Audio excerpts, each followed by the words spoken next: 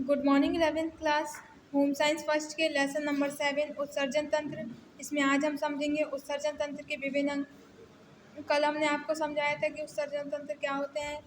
ऐसे अंग जो कि हमारे शरीर से अपशिष्ट पदार्थों को बाहर निकालने में सहायक होते हैं उत्सर्जन तंत्र कहलाते हैं।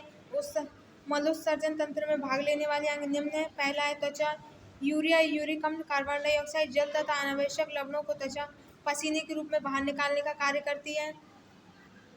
सेकंड है गुर्दे व वृक्क, जिसे हम इंग्लिश में किडनी कहते हैं। शरीर में उत्पन्न विषाक्त पदार्थ जैसे यूरिया, यूरिक एसिड तथा अन्य आवश्यक लवण व जल मूत्र के रूप में वृक्कों द्वारा शरीर से विसर्जित किए जाते हैं।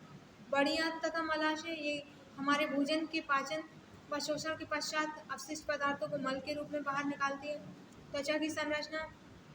त्वचा की संरचना देखने पर उसकी परिच्छेद काटकर सूक्ष्मदर्शी यंत्र द्वारा देखने में उसमें दो प्रकार की परत दिखाई देती है, जिसमें पहली होती है उपत्वचा और दूसरी होती है आंतरिक त्वचा।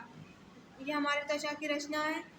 उपत्वचा, शरीर के सबसे ऊपर की परत को हम उपत्वचा कहते हैं।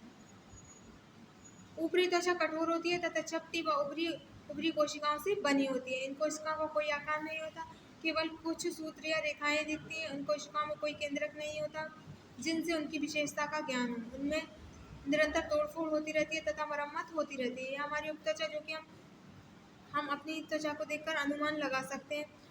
ऊपर बताया गया है कि उपत्वचा की मोटाई शरीर के हर स्थान पर समान नहीं होती।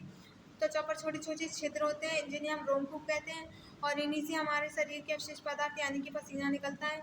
उनका संबंध श्वेत ग्रंथियों से होता है। इन्हीं रोमकूपों के द्वारा पसीना निकलता है। उपत्वचा में रक्त नलिकाएं व तंत्रिकाएं नहीं होती। कोई फांस चुभ जाने पर हम सूक्ष्म सुई की सहायता से निकाल देते हैं। किसी भी प्रकार का दर्द नहीं होता और ना ही रक्त निकलता है।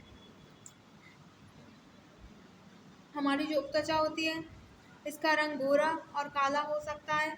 इन रंग में कई प्रकार की क्षमता पाई जाती है, जैसे कि धूप, गर्मी, सर्दी सहन करने की। आंतरिक त्वचा। इस त्वचा को वास्तविक त्वचा कहते हैं। उपत्वचा के नीचे की त्वचा अत्यंत मुलायम होती है, इसे आंतरिक त्वचा कहते हैं। इसका निर्माण संयोजक तंतुओं से होता है तथा इनकी सभी कोशिकाएं जीवित होती हैं। त्वचा में रक्त कोशिकाओं व तंत्रिकाओं का जाल बिछा रहता है। इसमें सुई चुभने जैसी पीड़ा होती है तथा रक्त निकलता है। त्वचा में कहीं कहीं वसा के कण भी होते हैं, यानी कि जो हमारी आंतरिक त्वचा होती है उसमें हमें सुई चुभाने से पीड़ा होगी और इसमें वसा के कण भी उपस्थित होते हैं। इसके साथ साथ आंतरिक त्वचा में पसीने की ग्रंथियां तथा बालों की जड़ें व नन्ही नन्ही मांसपेशियां उपस्थित रहती हैं। श्वेत ग्रंथियों त्वचा के निचले भाग में पाई जाती है। ये ग्रंथियां एक नली का निचला भाग होता है जो कुंडली की तरह होती है। इनका आगे का भाग रोमकूपों में खुलता है। श्वेत ग्रंथियों के